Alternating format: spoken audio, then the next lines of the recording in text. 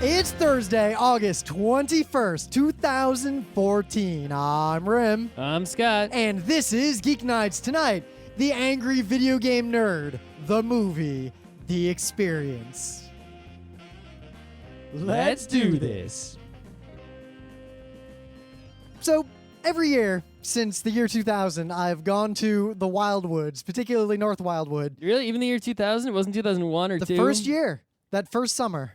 I don't remember it being 2000. Maybe 2000, it was 2001. Let's see. I think So it was I graduated 01. high school in 2000. So I guess that was the summer. So yeah, it was 01 because it was the summer it had after to be, our it had freshman to at year. least be 01 at the earliest. Yep, because it was the summer after our freshman year. Yeah. So I've gone there every year, and that's just, it's this beach that I just love going to. It's not the greatest. Within like a 4-hour drive of New York City, there are I can name no better public beach on an ocean. I mean, beach-wise, right? If you discount the people on the beach. I'm just talking about the beach. When did I say anything but the beach? It's nice. It's nice sands and nice waters. Yeah, it is. Nice times, and there's some good stuffs there. There's those little birds. There's a nice bookstore. Yep, there's and a Russo's. nice alumni grill. Yep. Nice Russo's. Yep. Good times. Yep, that Wawa right there that was replaced by the bigger Wawa. Yeah, but the boardwalk. The boardwalk going downhill. has gone, which is interesting. Every single year it's gone downhill. It's and gone it hasn't downhill, gone uphill in any way. But it's only gone downhill relative to what we want out of it. Because what did we want out of it? Arcades with decent games. And literally And even just like garbagest of the garbage pizza. And even one place to look at something remotely nerdy. Yeah. Anything. Yep.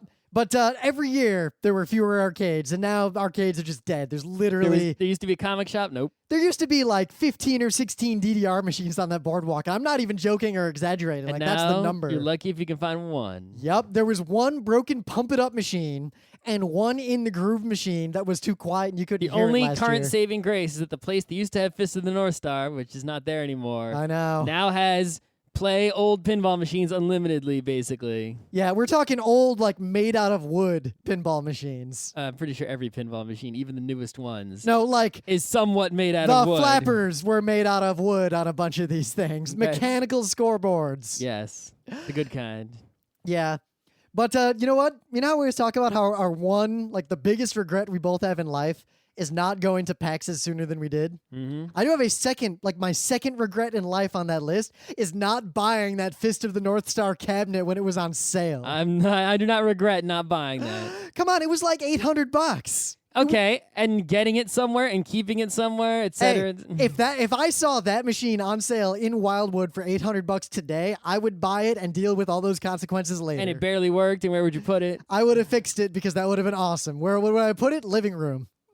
There's nowhere to put it in there. I can fit it in that there. would take up your whole living room. It's not that It would have big. to also be your television. I would it would be a vertical television. I would replace the so wine you could only cabinet. watch it laying on your side. I could replace the piano or the wine cabinet. You could replace the piano, then no one can sit at the table. I just really want that thing. So yeah, I really want a DDR machine. You don't see me buying one. I had to book a place because for the first time, I'm not just staying at a friend's house because the friend had a baby and... I feel like half the reason to go is because all these people I know are going. So spend time with them. Some of those people are going anyway, so that friend is going regardless. Oh, really? But arriving like Saturday, because for them, like a day trip's fine, but a day trip for us sucks. Mm-hmm. So he's going to be there like Saturday afternoon. Then why are you booking a place? Because we want to get there Friday. Okay, but you're only getting the place Friday? No, I'm getting Saturday too. All right. Solves a few problems logistically and all that, but regardless, so it's been a long time since I've had to arrange transportation or hotels or order food in a place where no one knows how to use the internet. Good God, can you not? I had to call hotels and be like, what do your rooms cost? Do you have one available on this weekend? Do you have parking? A lot of these people don't even have email addresses. Every hotel there, if they have a website, has a rates page that is their gigantic page that explains like this really convoluted system for what their rooms cost. And there's no way to know if they have vacancies or not other than calling them. A few places have email addresses. Let's contrast this to Australia, where he stayed at an equally tiny motel on some island in the off season. And not only were we able to handle that entire thing technologically, but the dude, when we showed up there in the little motel office in the front, was able to use the internet on like some sort of like local island land. Yeah, or he was like, something "Here's the tide schedule in case you go hiking." Yeah, he knew when like the boat that went out to look at the seals was coming and leaving. Like a daily report came in. Yep. When he said, "1 moment, let me see what the schedule is," We and could then he buy turns tickets to around. anything on the whole island at any other place in the island because they all partnered with each other technologically. Seriously though, it is, and I was like, "Oh, maybe I'll just do Airbnb."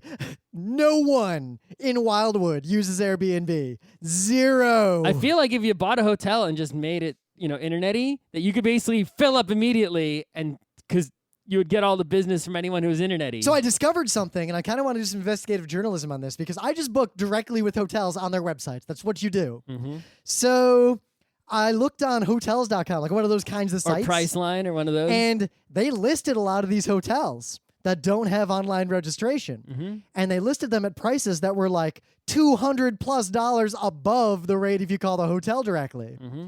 I think these hotels are just smart enough to make a room online somewhere with a ridiculous price that no one will ever reserve, because if someone does, jackpot. And if no one does, free advertisement for the hotel on the site that internet people are looking you're on. neglecting another possibility. Yeah. Right? The Priceline or whoever, what site it is, sees this hotel is not internet-y and just fucking lists it at a ridiculous price.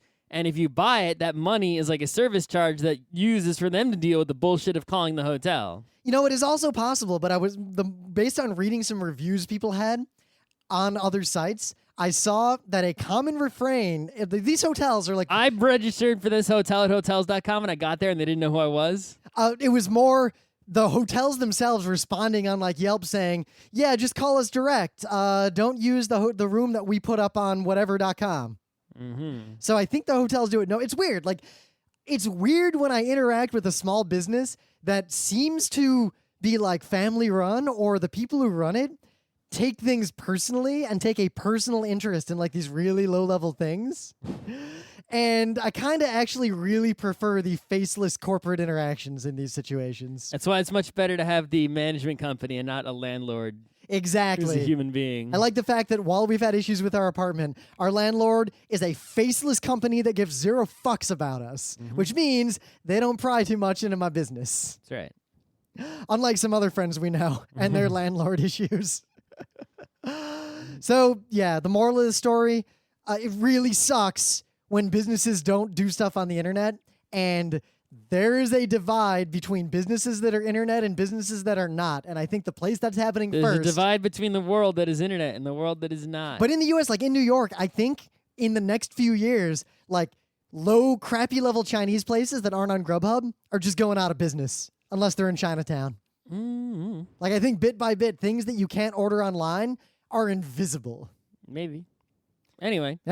So remember that deal where the guy was really upset everyone was using his monkey photo on Wikipedia? And oh, yeah. some of the Wikipedia editors were like, we got to take this down. And some of them were like, no, a monkey took the picture, therefore it stays. Yep, and there was a pretty good debate in our forum about that shit, the Wikipedia people were fighting with each other, and then, I guess the people on Wikipedia who decided it would stay up won in the Wikipedia community, and then in our community. And it's like, while I'm not really a copyright fan, I was actually siding on, look, this dude set this shit up, right? He didn't take that specific picture, but he set this up. It was his effort went towards creating this thing.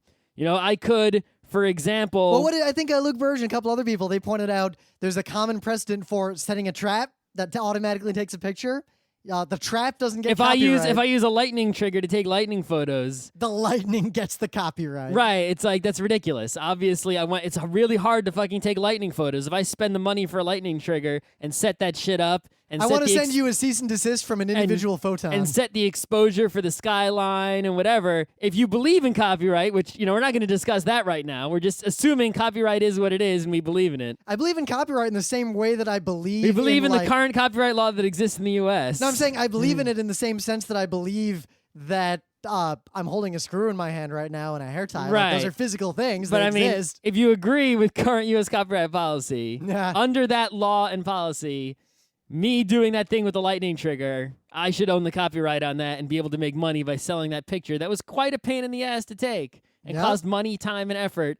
It's not trivial. So I was actually saying, well, yeah, morally, whatever, copyright, I don't think anyone should copyright some freaking photo of a monkey, whatever. But if you are going to say copyright, I was on his side that, like, yeah, you own that monkey photo, dude. So I wasn't. Just because a monkey pushed the button. But I'm going to say this. The only reason I wasn't is because I wanted to see a hilarious and fundament shaking court case. Yeah. I wanted to see some weird, crazy challenge to copyright law. That's the only reason. So today, the Copyright Office, which I think is actually part of the Library of Congress, it's a weird thing. Anyway, they released their 3rd edition of their official practices, which is sort of a law, but part of it is a thing that says, here are the guidelines for what we will and will not register as copyrightable. And so registering a copyright is not something you have to do. If you just make some art, like you just take some paint and throw it at canvas, you own the copyright on that. Yep, You don't have copyright is automatic and intrinsic. You don't have to do anything. But if you do register it, which is optional, then that gives you some extra benefits, such as, it gives you the right to sue and receive statutory damages. I guess you can only... As opposed to just like direct damages. As opposed to other damages, right? So anyway, in this new official practices 3rd edition, they gave some examples of things that they will not register. The first example is a photograph taken by a monkey. Other examples include a mural painted by an elephant, because there is an elephant that paints. Yep. A claim based on the appearance of actual animal skin. So it's like, I guess if you see an animal and there's some art shaped in its skin, or like a cow where the black spot in the cow is shaped like something, you can't. And check out my cat that looks exactly like the Mona Lisa. Right. A claim based on driftwood that has been shaped and moved by the ocean. So you find a piece of driftwood that just happens to be incredibly awesomely shaped. It was done by the ocean. A claim based on cut marks, defects, and other qualities found in natural stone. So you find a rock that's just awesome, and you just try to copyright the shape of that rock because it's an awesome, make it. Did they give any sense? It's like, oh, I found this rock. This is a sculpture that I made. I didn't read the whole thing. That the Earth made. Did they give just examples or rationale? No, this is the list I'm seeing here, but it's like this is the list of things they will not register. That's what I said. I was wondering what the rationale was, and I suspect that the monkey example, if that's actually in there, was added because of the current discussions. It just says it has to be. The law only protects the fruits of intellectual labor that are founded in the creative powers of the mind. Original intellectual conceptions of the author. It's if a human being did not create the work, the office will not register works produced by nature, animals, or plants. Likewise, the office cannot register a work purportedly created by divine or supernatural beings, although the office may register a work where the application or the deposit copies state that the work was inspired by a divine spirit. I was going to go with a much more direct challenge under the idea that they would have to argue whether or not the photographer intended to take the picture of the monkey or not. Like, did he leave it there for the monkey to find, or did the monkey I'm sure just he find intended it? for monkeys to come and take the picture. Yeah. But that specific picture of monkey taking that pose was just, the luck of the draw, right? He was going to get monkey pictures. He set it up as a monkey trap. Maybe. He could have just been killed by monkeys. It's like, if I take pictures of the lightning with the lightning trigger, it's like, yeah, I intended to take pictures of lightning in that frame with this exposure. But did I know that exact lightning bolt shape was going to happen? No. I can't. I'm supposed to control the fucking Thor. If I was Thor, I wouldn't need a lightning trigger. I would just push the button and swing my hammer at the same time. Right? And the lightning would come down to exactly the shape I want. It'd be the big lightning, penis-shaped lightning. I get the greatest photo of all time. So this actually might have some interesting far-reaching consequences. It does. I wonder how many copyrighted things now, we can just fucking say, oh, that's public domain, fuck you, because it was made by animals or nature or something. Well, there was another argument, too. I was making a very side argument in the forum just for fun, that because of the debate around the picture, most uses of the picture were therefore fair use in discussion of the picture itself because the picture was newsworthy and notable. Sure. So that was just kind of a sidestep. That's the kind of bullshit that the Supreme Court would do if they didn't want to rule on the actual issue. Anyway, so there you go. So I got a crazy story for you guys. Monkey Man. So this is on Fark. I found this news, but it's legitimate news. A guy, I guess he's in the sneaker trade. Like, those kids who line up and buy those ridiculous expensive sneakers. Oh, so he lines up, buys them, and sells them for more on eBay? I'm not sure what he actually does, but he's involved in that. Okay. And he went to a sneaker convention, and he made a lot of money at it doing his thing. Yeah, supposedly. That's his deal, So he posted on, it looks like, they say social media, I think it's Facebook, a picture of the money. It's a lot of money. I mean, it's all cash? It looks like 20, 25 grand just based on this photo. So now he's going to get robbed?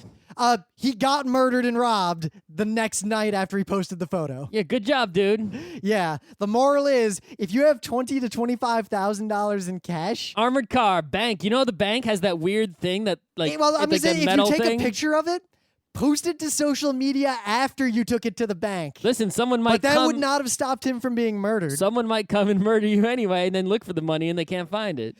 So what's worse is that I'm reading some follow-up here because the story has more info since when I was first looking at it. The person who shot him and went to steal the money may have been there trying to steal his shoes instead and may not have known about the money. Oh, and the money's still there?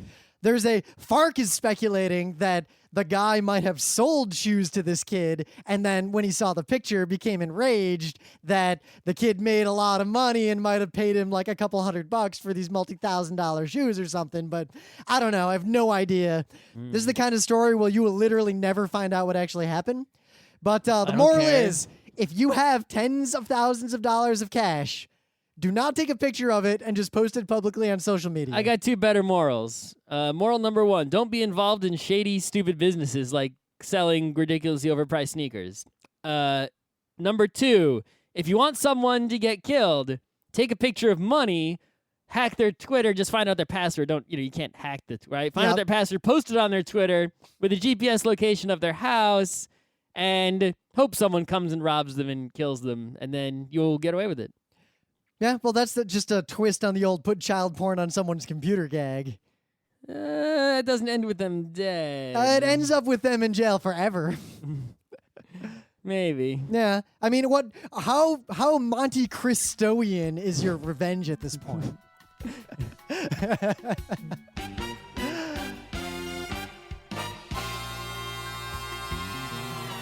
So, things of the day. This is utterly, utterly wonderful. So apparently, people in Bulgaria are vandalizing old monuments to Soviet bullshit. Okay, well, I mean, come on. If there were British monuments lying about in the U.S., and it was still, I mean, remember, this is recent history. Yes, and so in 1790-something. And Britain was being a punk on the national scene, like the international scene. Right, so it's 1790, you're in the U.S., there's British monuments, and you still don't like Britain and you live in the U.S. You're vandalizing the fuck out of those. So that is what's happening in Bulgaria. Of course, why wouldn't it? What these vandals are doing is painting statues that are parts of these monuments to be superheroes, like Superman and the Joker and Robin and Wonder Woman and Captain America. So not only are they vandalizing, they're excellent vandalizing. This is so high quality. My hat is off to you, Bulgarian punk kids with spray paint. Mm-hmm. These are amazing. There you go. And also, what's even more hilarious, Russia is legit angry about this and is demanding that Bulgaria take action. Demanding this other country take action to do something about some other person. It's like you gave me something, or I took it back from you that was rightfully mine. It's in my house, and you don't like how I'm using it. I got my NES. It's actually your NES that you stole, and I got it back. And I'm playing Mega Man, and you're like, stop playing Mega Man on my NES. Buying a Commando only. And I'm like, I'm in my house with my NES now. Just because it used to be yours, protect because you were, pointing a gun at me. So there's a similar war crimes. I'm gonna play Mega Man 2 Extra just to piss you off more. There is a war crime / monument incident that happened to me as a kid involving Mega Man 3 that's very relevant to this. War crimes? So when I was a kid, there was a kid in my neighborhood who was kind of a little shit. Okay. And there was another kid who was a Did he get shot because he's Detroit? No. So the other kid was one of those horrific lower middle class bullies, like stereotype to a T of like particular kind of bully. Like, was he like on The Simpsons? Was he Nelson going? Or was he the older kids? He was more like Jimbo. Okay. So that kid actually, unrelatedly, was eventually shot to death by his mother after him and his father tried to light her car on fire. I learned that like 5 years after the fact. So Jimbo. Yeah, beside the point. So the little shit one day came over to my house, and I'd hang out with this kid occasionally, just because when you're a kid in like middle school, you kind of hang out with a lot of kids in the neighborhood, regardless of whether or not you like them. This little shit was the kid who we'd have a Super Soaker war. He'd show up with a Super Soaker backpack. Yeah, that means he had money. He did. So one day he comes over, and we're playing NES games. Or parents who spoiled him. And then he was like, "Hey, you want to trade games?" And he's holding Hide Glide. And I'm like, "Maybe. What do you want for that Mega Man 3? And he looks down at the Hide Glide he's holding, and he's like, "I'll trade you my Mega Man 3 for this game." He had never played Hide Glide. He was looking just at the cover. So I said yes, and I took Mega Man 3. And you gave him Hide Glide? Gave him Hide Glide. So you didn't get ripped off. He got ripped off. He got ripped off. Okay. So he got pissed. So then later he's over at our house, and I'm playing Mega Man 3, and I'm just cheating. So I'm doing that thing where you use the second controller, just like like that awesome glitch. Yep. And he got really mad that I was playing the game wrong. Okay. And he wanted to trade back, and I was like, no, we made a trade. It's over. It's over. I'm sorry, Hide Glide sucks, but you made mistakes were made. Yep. And they're gonna stay made. So then the next day, the other bad kids, like Jimbo's mom comes over, and Jimbo's mom says that we stole something from her son. Oh, so the little shit took the Mega Man 3? Had acquired that Mega Man 3 under dubious pretense and traded it to me for Hide Glide. So he stole it from Jimbo and traded it to you for Hide Glide. Yes, and then had the gall to try to get it back from me by claiming falsely that I was playing the game incorrectly. Take that, Russia. So you kept the Mega Man 3? Actually, because it appeared to be stolen, and because the advice that my dad gave me, which applies to times we've interacted with people in Beacon, is someone and or their family poor and has likely nothing to lose of value, do not antagonize them even if you are correct. Because they will explode themselves to explode on you. The kind of person who... Did your parents then buy you a Mega Man 3? I bought Mega Man 3 at a garage sale for like $20 3 or 4 months later. There you go. But it's kind of like how, if someone crazy in a beat-up car messes with you and maybe bumps your car and runs away, if you call the police and try to sue them and they find out who you are, they're going to key your car and egg your house for the rest of the time you live in that neighborhood. So anyway, you got a thing of the day? I do have a thing of the day. After my long, rambling anecdote. So America's Test Kitchen did some testing, and they found something fascinating. Uh-oh. It's something I found fascinating. So, steak, the thing that has been studied perhaps more than any other food ever. Common sense would be, if you have a steak and it's fresh, you just fucking cook that shit. No, you age steaks. That's common knowledge. Well, also that. But the point is, you cook it fresh. And they agree that is the best way. You cook a fresh steak. Okay. Let's say you have just too much steak and you must freeze it. The common sense would be, if you have a steak that you had to freeze, you don't want to freeze it if you don't have to. But if you had to freeze it, you have a frozen steak already and you want to cook it. Yep. People, the common sense would be that you would thaw that shit to bring it to room temperature and then cook it. That is, in fact, what most of my cookbooks recommend. That is what almost everyone... America's Test Kitchen tested this, cooking, what to do if you have already a frozen steak. And apparently, you do not let it thaw. You can cook it frozen, and it's better. Now, you have to freeze it in the correct way, which they also show you how to freeze it without it getting all frosty and shit. This is sounding pretty fascinating. But basically, the long and short of it is that when you cook it when it's already frozen, if you do it properly, the outside is going to heat up really fast and get cooked, and the inside is really cold. So as long as you cook it enough, and it does take longer to cook and more effort, but because the inside was colder, basically the non-pink area on the edge will be really thin.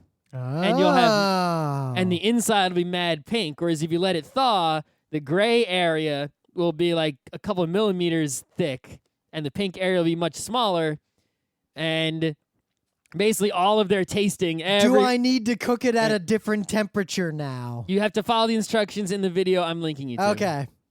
Okay. For both freezing and cooking. So this is only if you have a frozen steak. If your steak is if your steak is fresh, found the war atrocity and you're just trying to mitigate the damage, or if you bought a whole ton of fucking steak and you have to freeze some of it, right? And because you cannot cook it, you have too much, you can't cook it all. Yep. Fresh is still better. The end. I like how many times you had to qualify that. Because obviously, I don't want people coming up to me and being like, no way frozen steak is better than fresh steak. I got to ward that off. Because you know someone's going to say that if I come and be like... Yeah, but Black Dynamite, I take quotes out of context in the community. You're overusing and sometimes really stretching your use of Black Dynamite. I like saying I just like saying, You're but Black supposed Dynamite. to say, but Black Dynamite. I stretch and sometimes misuse. Anyway. But Black Dynamite. Okay. So in the meta moment, the book club book is A Canticle for Leibowitz. Scott will probably read it when winter comes, so hang tight. It's coming. It's coming. Yeah. I've read a few more books since then. Okay. We are going to be at PAX Prime. We are doing a lecture called How to Win Every Game. Not just some games, not just one game, every game. It seems obvious that when playing a game of skill, one attempts to win. Interestingly, this is not often the case. Why are you reading the description from the PAX catalog? Even skilled gamers rarely analyze to any real depth the underlying mechanics and strategies of the given game, blah, blah, blah, blah, blah. We'll teach you specific examples like Stratego, Settlers of Catan, and even football. So, not that you can change your mind about going to PAX at this point. At least 99.9% of people on Earth can't really suddenly decide to go now. Whoever's going is going, whoever's not going is not going. But the guidebook came out, and the schedule was already up, but because the guidebook came out, I actually looked at the schedule. I was looking at it too. And I learned two things. Number one, the guy who created Final Fantasy is going to be there. Not Nobu, who we've seen at every convention ever, who made the music. Not Amano, who made the art. The guy who made the game is going to be there. I never even thought of that. Yep. It's like a guest I wanted to see I didn't even know I wanted to see.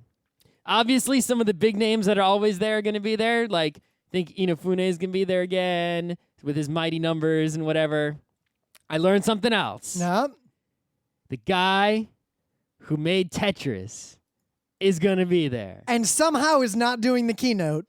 Are you kidding me? Someone I wanted to see I didn't even know I wanted to see.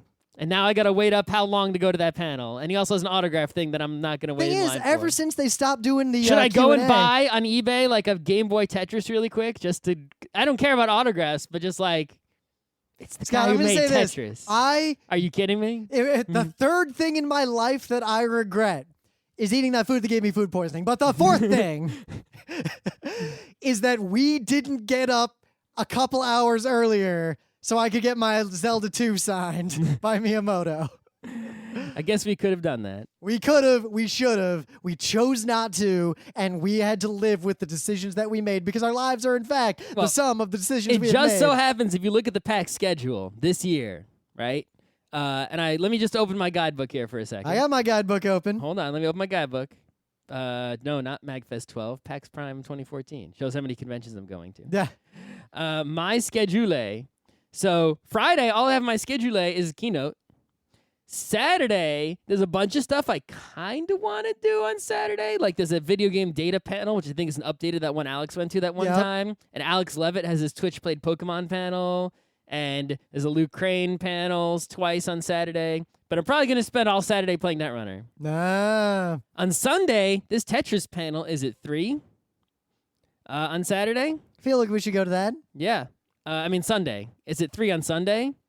And the Pac-Man CEDX tournament is at 7 on Sunday. Is that going to be your Sunday night? For once, the Pac-Man CEDX tournament does not conflict with anything else I could possibly want to do at PAX. This is the first time. They've had this tournament at every PAX I've been to. Maybe not Australia, but it has always conflicted with something. It does not conflict. I might have to go practice Pac-Man when I get home because I haven't played in months. And then, of course, our panel and Omegathon final on Monday. Monday, Sandworm Theater, noon. There you go. Yep. We'll try to do some video and cool other stuff from the convention. And if you're a Geeknights fan and you want to hang out with us, we're going to basically do an official Geeknights meetup. Come to our panel or hang around near it if you can't get in because it fills up. And after that, we can all sort of go into the Omegathon line together. Well, I was going to meet that guy for lunch after the panel, but we can do after that. Oh, which guy? The YouTube guy. Oh, that guy. Okay. Yeah, so that would probably... Our panel's going to go to 1. Omegathon is at 5:30. Yeah. So we'll probably go eat lunch. So what I'm saying is... And then go to the Omegathon line and have a meetup. Meet us at or after the panel, and we will provide the details of the actual, like, for real hangout and Omegathon lineup. That's still the best meetup location and time that we can give. That's a guarantee, because we're going to be at the panel, and we're going to be at the exit of the panel when it exits. Yes, so if you want to have an official meetup and hang out with cool Geeknights listeners and fans and friends, that is the time to find us to figure out the rest of Monday at PAX. Yep. Yeah, so we'll be there. I'll be a PAX dev. If you're a PAX dev, totally let me know. Maybe we can hang out and talk about it, because we can't talk about it with anyone else. So we have been fans for a very long time of James Rolfe, also known as the Angry Nintendo Nerd, later renamed due to copyright issues, the Angry Video Game Nerd. Yep. He is a person who is very similar to us in age and culture. And well, culture as it relates to console video games. Yes. And, he enjoys many of the same works that we enjoy, and he produces video content that we enjoy, and that's all there is to it. Yep. He's not like a lot of the other people on this level in the sense that, like, he doesn't go to a lot of conventions. When he does, he doesn't really do much or say much. He's pretty narrowly focused. Not that often you see him, but other than on YouTube. Mm-hmm. But he made a movie. He did. He made a movie about... And it actually finished the movie, made it, and put it in theaters for reals. Yes, and we went and saw it in a real theater in New York City. We had an opportunity to see it in New York City, just had to buy tickets, so I did. And it's going to be screened at PAX, by the way, but I don't have to waste my PAX time on that because I saw it already. I need at least one of you to go to the screening because at the end of this episode, I have a question for you. But the question is a spoiler, not for the movie, but for something else. Okay. But, yeah. So... we're not going to spoil it because you should just see it. If you're a fan of him at all, it's actually really worth watching. Right. I mean, this is not fucking Citizen Kane, obviously. No. But he knows how to make movies. That's his thing, right? He's like his soul thing. He's a movie nerd. He's a movie nerd. So did he do a good... Yeah, I mean, it's like it's pretty much exactly what I expected. It's like an Angry Video Game Nerd episode, only longer, only bigger production value. Surprisingly high quality. Like the production values in terms of just like shooting and lighting and like all the technical stuff was like, I was really actually seriously impressed. Yeah. And it's like almost 2 hours long and it's not bad. Yeah. There's only a few things that drag. Like there's an on-running joke with one of the girls toward the end that's just kind of a little overdone and a little bad. But at the same time, there's other jokes that took me by such surprise that I laughed out loud and almost hurt myself because I didn't expect the movie to be that good. Yeah, it is not without flaw, right? But it's the kind of movie where you will not regret going to see it. It's going to be available digitally pretty soon. If you are a fan of Angry Video Nerd, you will want to see this. It's worth seeing.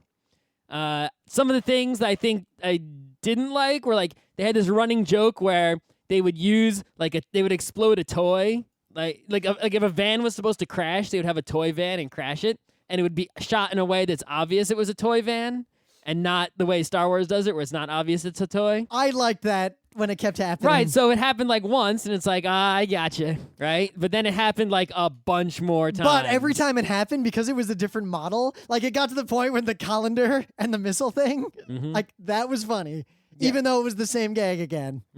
It also I had a calendar like that. The Chekhov's gun was also really obvious, but that's okay. Yep. I still don't know. Even watching it, I don't know what the name of that big boss monster was.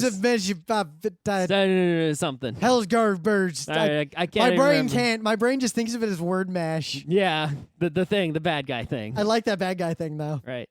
But actually, I think it was funny because everyone knows if you know anything about it, right? The whole point of this movie is that he's going to review E.T., which is the game he was never gonna. It's the unspeakable. Yep. E.T. So he saved it for the movie. But his moral was literally identical to what we have been saying in our bad games lecture for a couple of years. Yeah, everything we have been saying about E.T. for all this time is exactly what he said about E.T., which is really interesting because it's only sometimes that we say the exact same thing he says. Yeah.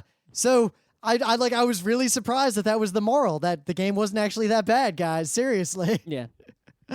But like the movie has, he comments on a lot of stuff. Like it comments on GameStop culture. It comments on like video game history. It comments on he comments on his own fans and their culture. It's like this movie. Like even though you could say the whole thing is a review of E.T., it actually touches on like so many different things without like fucking up the pacing or anything like that or feeling too disjointed. I don't he think manages a lot of to fit everything in very nicely. Yeah, like it could have been cut a little bit shorter, I think, but not that much. Like the editing was not bad, and there were a surprising number of very apt and very subtle film references that I don't think most of the people in the audience got. Well, I think it's a question. Terminator 2. Well, that's Teenage Mutant Ninja Turtles 3. Yeah, that's Vertigo.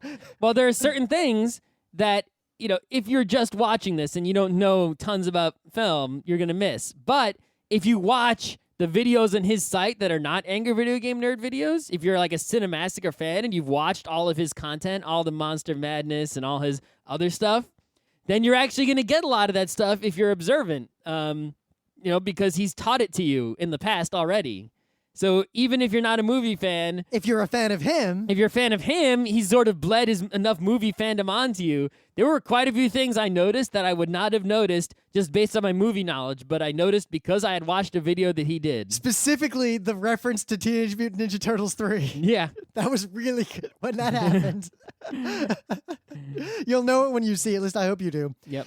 The critical response was kind of but I don't really expect... I wonder how this movie goes over with someone who knows nothing about him at all. Hollywood Reporter called it, quote, an overly long and obsessively self-indulgent work. Right. With production value that hovers above home video quality by a few admirable notches. So I do agree that there was a lot of self-indulgence. There were tons of stuff in there that was basically... It wasn't self-indulgent as much as it was audience-pandering woo game. Oh, my God. So which bothers me a lot. There was a section... It bothers me a lot anywhere it appears, not just movies. This is where we got to talk a little bit about the experience of being in this theater, because I would have enjoyed the movie a lot more had I watched it alone at home. Or with friends. Maybe. Yeah, well, me. Maybe not you as much. I was in a particularly difficult situation. We'll get to... So... Whenever there was a joke that was obvious, like people were not reacting heavily to most of the like more nuanced references. Mm-hmm. But when like the equivalent of someone getting hit in the nuts happens, the entire crowd would go, ha! Like one loud ha as loud as they could and then clap and hoot. Also, when there was lots and lots of cameos from other internet videos, celebrity type people. And they were pretty well done. Like, they were integrated, I think, the best way you could do that thing. Sort of, but it's like you'd see, like, Doug Walker was on screen for, like, 5 seconds. Oh, my, and the whole place exploded. He didn't even, it's like, what he was doing wasn't even funny. His bit was, like, 12 seconds long. Just because he was on screen and he was Doug Walker, everyone in the place is just, like, exploding, like, cheering and hollering and hooting. Hollering and hooting. The guy next to me just screeched. He just went, ah, ah, ah. I'm not even joking. Mm-hmm. And then, that cameo was maybe 12 seconds long. The crowd goes apeshit. They stand up and then give a standing ovation to the point that you couldn't hear the dialogue of most of the next cameo. Yep. Like, what the fuck, you kids? They did the same thing for most of, Keith Apicary had a cameo, and it was the same thing. Mm-hmm. And just throughout the entire his movie. cameo was actually probably one of the better ones. It was. He just electrocuted himself, and it was satisfying to see him get harmed, even if it was fake harm. He was almost Ernest-esque in his cameo. So this sold out, obviously, and we met some friends, and we went over to this thing, and the movie was at like 7, so you guys got there like 45 minutes early, Something like that. Yeah. I went to the Duane Reade, got a water. It is obvious that at least the first 100 or so, maybe 200 people in line had been there for 4+ hours. Yeah, but I noticed, I saw how many people were in line in front of us, which is maybe 100 at most. Yep. And I checked the capacity of the place on the internet, and I was like, oh, we're good. We can go even farther back in line. We'll be fine. But it was a sold out show. Everyone had guaranteed tickets, and yet these people had been lined up possibly all day. I get the impression. There was actually we were at the second showing. Well, we were at the first showing that was offered. They added a second showing, and the first one sold out. That actually aired was before the one we saw. Yep. So people had gone in, and other people were waiting outside while there were other people inside were watching. Those people left, and then we went in. So. Also, I ended up having an extra ticket, and what was interesting is that I tweeted hey, I got this extra ticket. The people who responded to that were frightening. They really fucking wanted that ticket. But luckily, one guy who seemed pretty cool was like, and he had a Simon Belmont from Captain N avatar. There you go. Was like, hey, can I have it? And I was like, yeah. But then he didn't show up in time. I told him to be there by 6:40. He wasn't. They let the line in. I didn't see his chimchar. That's how he told me I'd find him. He was like, yo, I'll have a chimchar. And they sent me a link to a chimchar. It's like, dude, I know what a chimchar is. You know what a chimchar is. Luckily, I don't feel too bad because it's a fire monkey. After the movie, I saw on Twitter, he tweeted at me. He's like, hey, I got in. No worries. So at least he got to see it. Oh, okay. Yeah, so that worked. But the people in the line, mostly, the vast majority were 14 to 19-year-old fat white guys. Mm-hmm. I saw e-cigs. I saw fedoras. Trilbies. The Trilby e-cig pony shirts or AVGN shirt. The equivalent of the guy wearing the T-shirt of the band at the concert that they're going to right now. AVGN cosplays were not numbered in the zeros. And I was walking up and down the line looking for Chimchar Guy, and I started overhearing conversations with the people in line in front of us, the people who'd been there for a while. Those conversations, there's only one word I can use to describe those conversations. That word is choice. There were these two guys who were talking about a video game, and I think they were talking about the Stanley Parable, but neither one of them knew what the name of it was, and the one guy was explaining what the game is like he was an authority on it, but he was making shit up, and obviously had never actually played it. And I hung around next to these guys, just kind of listening to see where this conversation was going. This is like elementary school when there was no internet and you could just make shit up. Yeah. It's that's what was going on in this line in front of us. And then I walked to the back of the line, and yeah, that was a gigantic line wrapping around the block. Yep. There were dudes walking up and down the line. One guy had a petition to get them to review some game. Yep. And then we go in. We go in to see the movie. I think he wanted them to play Earthworm Jim 3D. Yeah. That was the game. That was the game he wanted reviewed. I like his reaction on stage. He was like, okay. So they let the line in, and the people in the front just basically fucking run to sit in the front center. So we just walk in casually, and we go in, and we see there's a bunch of seats. So we kind of go around to the far right side instead of coming in the left side. We just sat down in pretty good seats. Yep. We start going in toward the center. I held up our group of 4, 2 seats before the next person. Well, you want to leave a 2-seat gap. Leaving a 1-seat gap is jerky because it's a sold-out show. Someone's going to have to be all alone Yeah, there. due to the You leave a 2-seat gap so a group of 2 can come in and fit in that slot. However, my real rationale was due to the size and enthusiasm of the gentleman who was sitting there. Really wanted to be 2 seats away.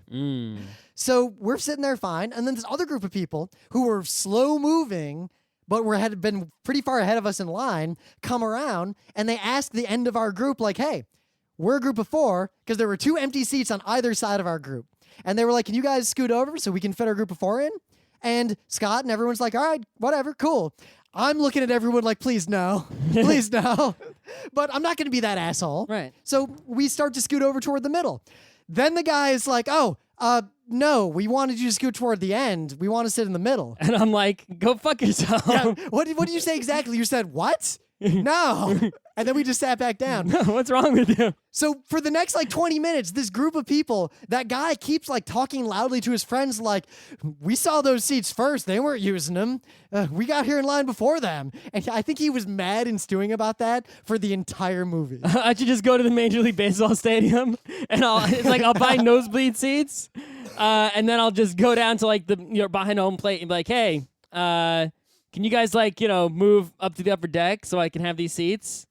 Cool, thanks, bro. Yeah. Yep. So, yeah. They'd be like, Usher, how did this guy get here? So the guy next to me was oozed into my seat to the point that he was bodily leaning on me the entire time, and I kept sliding closer and closer to Scott, but I couldn't get away from him because you kept elbowing my arm off the armrest. Because the more I moved away from him, the more he came into my seat, and I thought maybe the passive-aggressive model of not moving and letting him feel like, oh, I bumped into someone, either he did not feel me or he gave no shits because he just oozed over me. And then The Blob, people are fans of James Rolfe, really like The Blob. And I feel bad, That's one of his favorite movies. kind of calling this guy out. So, but every time something funny happened in the movie, he'd pump his arm and scream and kick me. Right. So, I mean, we are not, me even less so than others, are not outwardly enthusiastic about things. We will clap politely. We rarely cheer and scream even when I get cheer, crazy. there are things that weren't for example, at a hockey game, I will jump up out of my seat and go, fuck yes! Yeah. But I won't do that. It can happen. I won't do that every time a minor joke happens in a 2-hour movie. Yes. Every single time. But this entire crowd, other than a few people, us included, when James Rolfe came out at the end, basically they celebrated like their team won the World Cup with every dick joke. Single thing. And there was a point at the end where every reference, every dig, everything. If you just all you had to do was stay up there and basically go like ass, and people would have gone like woo. That actually pretty much directly happened during the Q&A because James Rolfe was there. They did Q&A at the end. And other than the fact that I missed a lot of dialogue from the movie because of the people screaming at every little joke, but the Q&A, when he came out on stage, the entire crowd stood up, and that was when we realized that to this crowd, he is their Jesus. Pretty much. And we looked around. First, we all look at each other like, what? And then we look out in the crowd, and there are about 10 or 11 other people who we all kind of met eyes, sitting down. We're all sitting. We're the only people sitting. And we all look at each other like, wow. And what followed was one of the saddest and most uncomfortable Q&A sessions I have ever witnessed. We counted who broke Scott's rules of Q&A. And then we stopped counting. To be fair, people asked legit questions that were interesting. There were a few. Not the first several, though. There were definitely questions that did not break the rules and were good questions, and I was actually interested to hear the answers, and they were good answers. Yeah. But for the first thing, we had a streak going of not everyone was breaking the rules of Scott's Q&A. The first one guy right away is like, can I get your autograph right now? Yeah. One guy's like, I have a petition I want to deliver to you, blah, blah, blah, about the earthworms thing. Yep. And even then, I love these guys, but they don't really know how to work a crowd, so they didn't really repeat. No, they don't have. They make movies. They don't have stage skills. When have they ever appeared on a stage? The way it went was eventually you just hear mumble, mumble, mumble, mumble, mumble. Oh, yes, that was in fact a reference. You'd hear mumble, mumble, and then an answer to a question you didn't hear. Mm-hmm.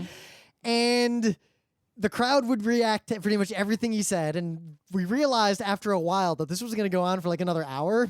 I don't know. I was going to go on until they stopped it. Yeah, it was going to go for a while. So, and there was really no value to be had from staying there. Yeah, a lot of the questions could have been answered by Google. Yes. So we look at each other, we're like, bail? Bail. So we get up, we go to leave.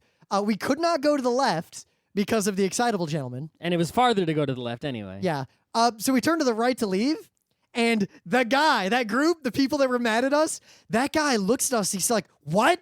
What do you mean you want to leave? It's not over. He was so visibly and viscerally offended that we were going to leave during the Q&A that they refused to get out of our way. They refused to move. They're like, well, and they sat there, stopped looking at us. They faced forward, planted their feet, and refused to move, their entire party. So we just stepped over them and left. Like, it was amazing. I've never experienced something like that before.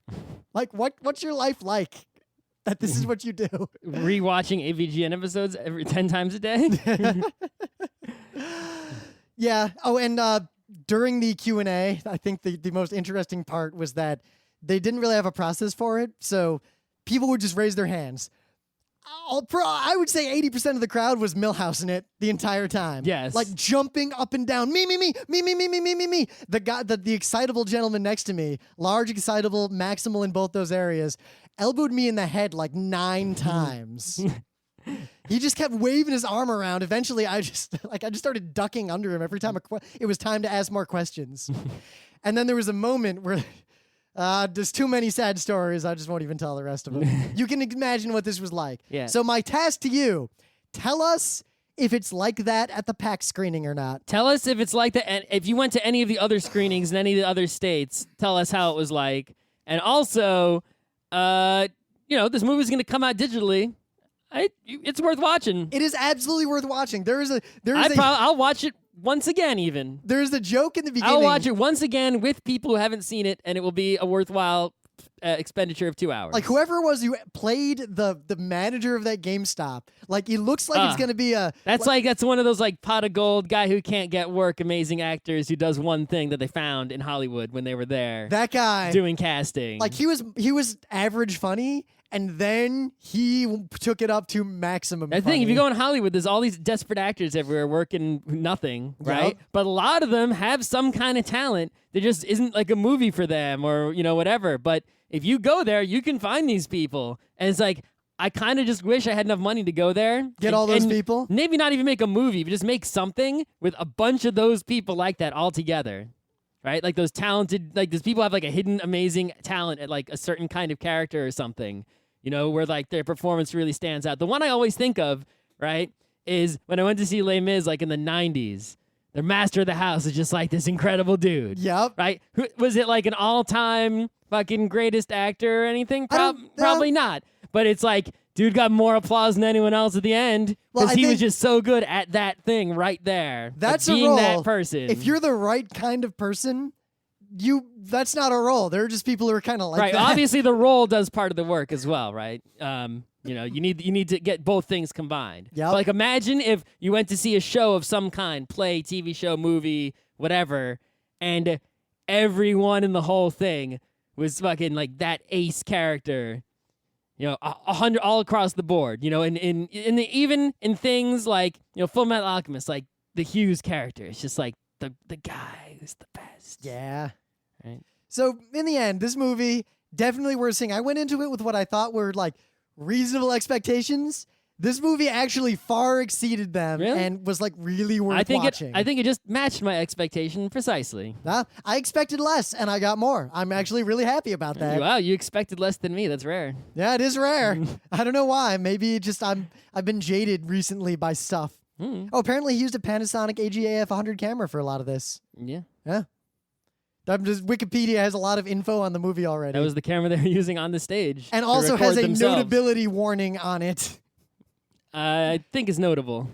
Nope. This article relies on all primary sources. There are no references yet except James Rolfe himself about this movie. That's why. Let's do Wikipedia policy. Yeah. Someone's reviewed the movie. That's got to be enough. IMDb page. Come on. Seriously, according to Wikipedia, the budget was around $300,000 or $400,000. Yeah. If this is the kind of movie that $400,000 makes, we are in for a like platinum age of cinema in about 10 years. Seriously. Yeah, because in 10 years you could take $300,000 or $400,000 and make something even better than this.